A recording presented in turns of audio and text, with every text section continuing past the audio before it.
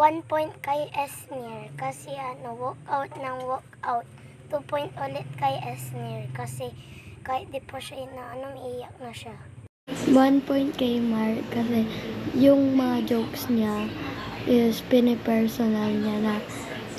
2 point kay Esner kasi kapag may sinasabi silang princess, nagwa-walk out na agad siya. 1 point po kay Esner kasi laging alis ng alis. 2 point po kay Rain kasi laging sipsip. 1 point po kay Rain kasi laging sipsip.